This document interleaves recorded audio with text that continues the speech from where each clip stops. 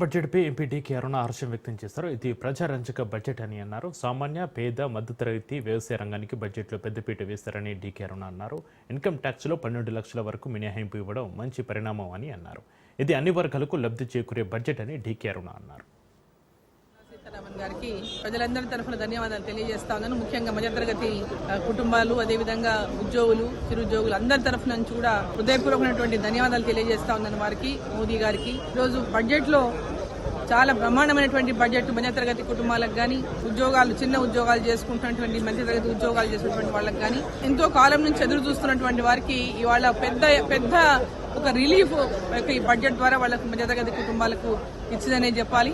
Fisheries కి అంటే చేపలు పెంచుకున్నటువంటి వారికి కూడా పెద్ద ఎత్తున దీంట్లో లబ్ధి చేకూరే విధంగా ఈ బడ్జెట్ లో పెట్టడం జరిగింది. పత్తి, కాటన్ విషయానికి వస్తే కూడా కాటన్ పండించేటటువంటి రైతులకు కూడా పెద్ద ఎత్తున ఆదుకునేటటువంటి విధంగా ఈ బడ్జెట్ లో పొందుపరచడం జరిగింది.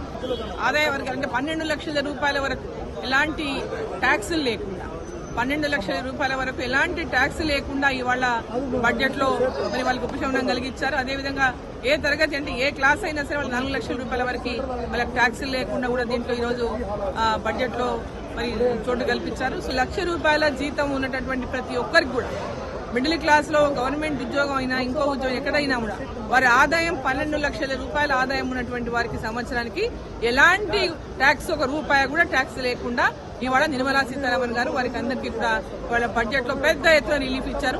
వారికి అందరి ప్రజల తరఫున, అందరి తరఫున వారికి హృదయపూర్వక ధన్యవాదాలు.